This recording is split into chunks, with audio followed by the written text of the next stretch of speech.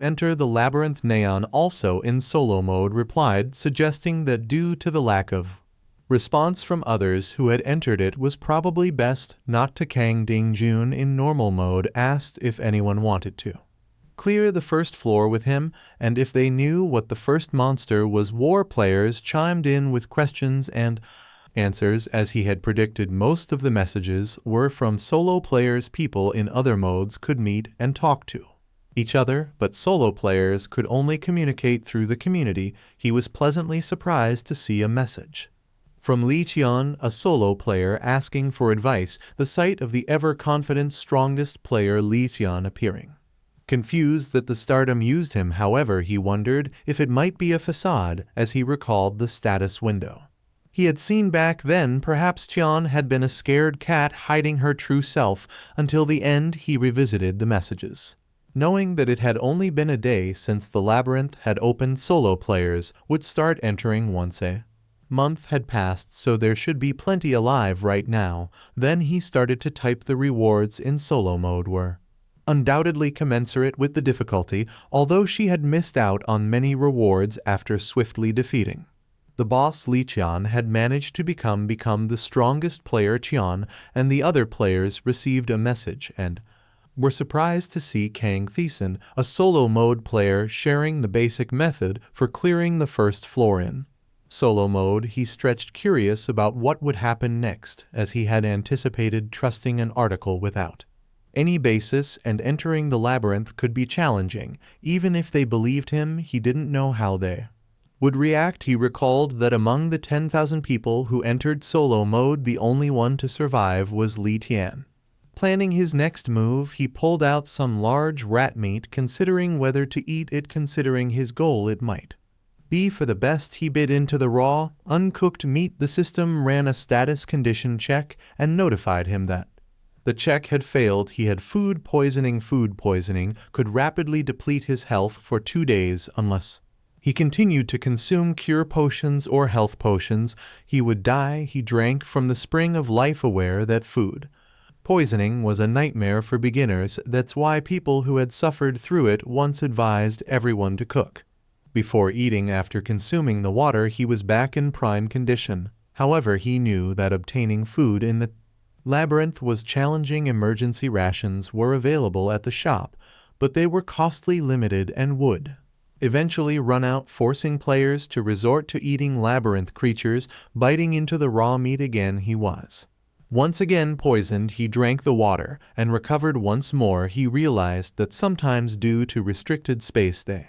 had no choice but to eat raw meat if they got food poisoning. In such situations, it was the worst. He noticed that he was starting to feel full. The system showed that he had suffered through so many diseases that he had formed resistance, earning him the continuous condition activation skill. He had expected disease resistance because everything changes if he had the disease resistance skill. He raised his proficiency, realizing that even if it was used solely as a skill to become immune to food poisoning, it was useful, although it was a skill that could only be obtained after contracting various diseases. He wondered if he should obtain the next skill. Despite his dislike, he walked into the center of the water. He submerged his head underwater. The system informed him that he was currently unable to breathe. He was in pain, but knew that he needed to endure it. He had heard someone say that drowning was one of the most painful ways to die. The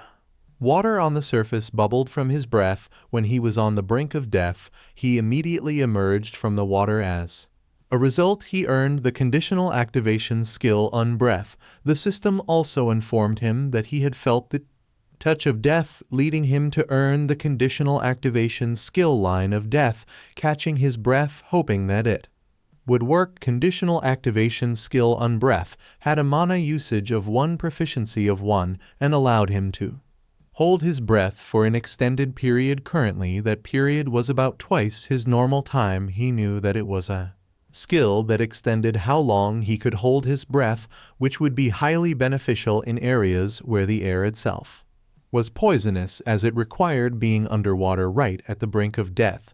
Not many people had it, but obtaining it also rewarded the line of death skill. He thought it wasn't too bad, but he was puzzled as to why his proficiency and it was already at 54%. If his proficiency was at 54%, then he would be the same as his future self. He wondered if he could inherit something like that, maybe because it was a skill tied not to his body but to his mind. Still, if that was the case, his calm mind and detection wouldn't be at 1%.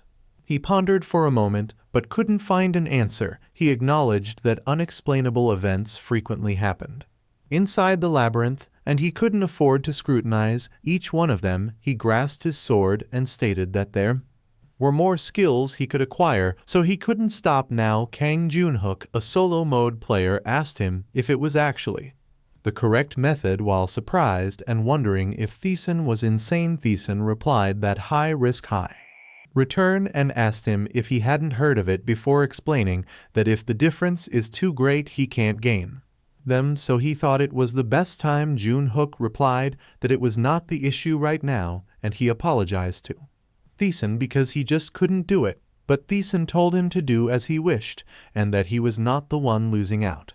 Junhook was frustrated because he thought even if that was the case, he wondered how he was supposed to do it. Back to TaeSan concentrating and activated the unbreath. He knew that combinations were a big part of skills, and for example, if certain skills and situations coincided, a new skill could be gained. He swung his sword and attacked the wall of the spring life continuously. He knew that being able to endure for twice as long while in the unbreathing state is obviously limited to when they are completely still. He swung his sword at the wall multiple times while not breathing. A moment later, he finally breathed and wiped his sweat with his worn leather armor. The system told him that he had attacked many times while in an unbreathing state, and because of it, he had earned the special active skill unbreathing attack. Also, it told him that he had earned more than 10 skills and was in a state where he could boldly say he had earned skills, so he earned the title of skill player. He looked at his sword and said that it was not bad, like how he could read the movement of the big rat. He could also see the set tempo of humans before they move. He knew that an unbreathing attack is a skill that will let him freely change that tempo, and he thought it was a great skill he used well while getting through the labyrinth.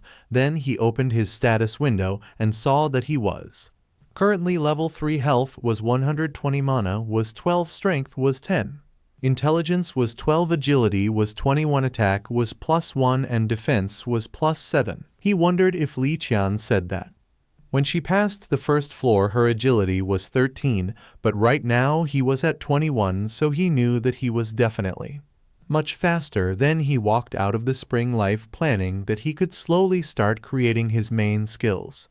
Main skills were usually worth more than 10 basic skills, or were able to overcome a large difference in stats, for example addition or multiplication skills, or absolute judgment, which could discern hidden elements, attack nullification, which eliminated the result of an attack, or time stop, which stopped the time within the vicinity. They were all main skills, and having just one would give him an overwhelming advantage over players of the same level. He grabbed his shield, guessing that maybe because of it, the method to earn them was peculiar. For example, complete surveillance could barely be obtained only after evolving the detection skill 2 or 3 times, but he wondered what if there were a main skill that could be gained on the first floor, and if it would become even more difficult to earn later. Then Big Rat appeared, and it jumped toward him to bite him, but he was standing still, thinking that obviously he must obtain all of those skills. It bit his leg,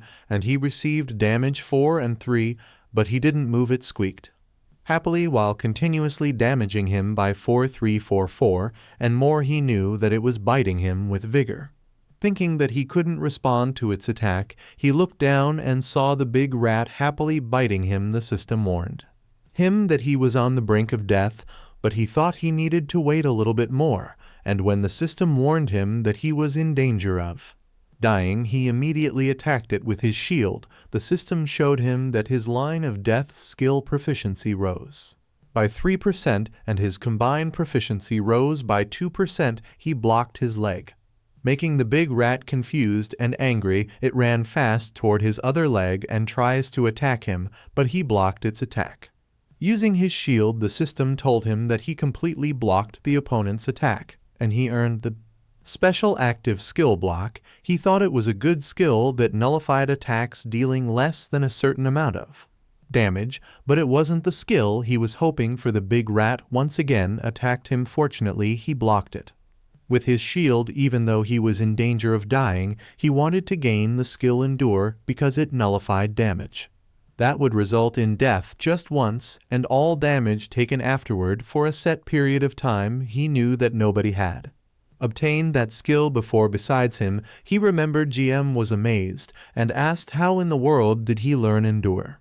Also Tion was curious too and asked why he was the only one to get such cheat skills. The ways of learning skills within the labyrinth were simple and already set. They could receive the skill from someone else, or if they achieved something others could not, they were awarded a matching skill, and finally they could try to reproduce a similar effect to the skill. He obtained an unbreath by holding his breath, and because he swung his blade while in that state, he earned an unbreathing attack, so he wished to earn Endure, which nullifies an attack that would lead to death. The big rat was near to biting him, but he just focused on looking at it and smiling because he knew that he just needed to continuously block the attack that would have led to his death. Then he blocked the big rat that could have led to his death, so he had earned the continuous conditional activation skill Endure. He smiled when he got what he wanted and stabbed the big rat using his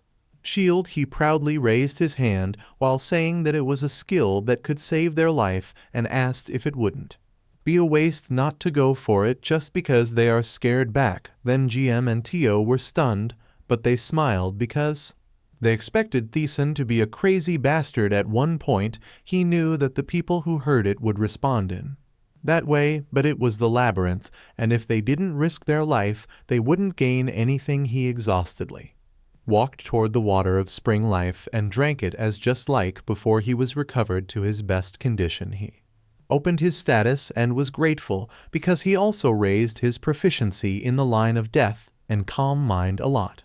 So he wondered if there was another skill he should learn. He felt like there should be a couple, but he had over 200 skills. Suddenly he heard a rustling sound and an old man shouted that there was a prior visitor. The system told him that he had encountered a person searching for God. He cast his shield, making the man tell him that it was a great response. He knew that monsters cannot enter the spring of life, which meant the man was an NPC. Also he heard that most of the solo mode NPCs are psychopaths. The man asked him if he was an adventurer, making him ask what an adventurer is. The man explained that they referred to those who toil to conquer the labyrinth as such, and asked him if he was one, to which he replied yes. Then he remembered Chom telling him before that when she was resting at the spring of life on the first floor, some night grandpa appeared, and he was someone who served some god or something.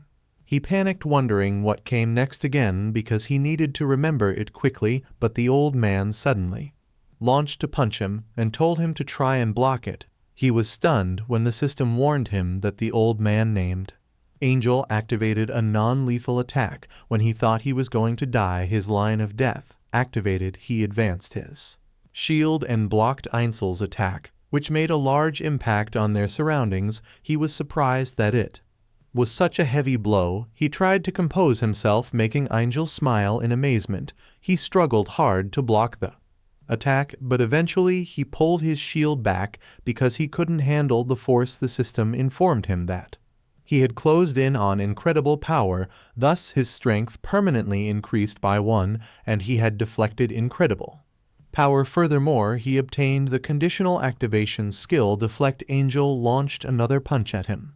TaeSan thinks he can't dodge it and should forget the technique because the difference in their strength was too vast. The punch hit him hard, throwing him back, but when Angel looked at him, he laughed, surprised because he thought he had dealt at least 100,000 damage, but it only inflicted 211 damage on TaeSan. TaeSan activated his non-lethal attack which nullified the damage inflicted by Igel. He was surprised that Igel destroyed the labyrinth wall with one strike, and it made him think that the gatekeeper was strong too, concluding that solo mode was populated with nothing but monsters. Angel walked closer to him, expressing his surprise. Then Angel explained when he punched his shield, commending him for managing to block that attack with his skill in that split second. However, he immediately let it go to mitigate the damage. TaeSan replied that he couldn't just stand there and take it. Angel laughed at his response and agreed with him. Angel extended his hand, clarifying that he hadn't planned on killing him from the start. That's what the non-lethal attack was for. Moreover, even if he had attacked him lethally, TaeSan had endured, so he didn't think it would have been a problem. TaeSan accepted Einzel's hand, questioning if he had seen it. Einzel responded that he was impressed with TaeSan's tenacity to fight while on the brink of death, and that his skills were outstanding. He couldn't believe that TaeSan had deflected his attack with such low stats. TaeSan knew that those NPCs were supposed to have their own consciousness, but he was confused that Einzel knew about skills when not even Li Xian did. Einzel told him that he was worried TaeSan would be weak, but he was relieved to see that those fears were unfounded.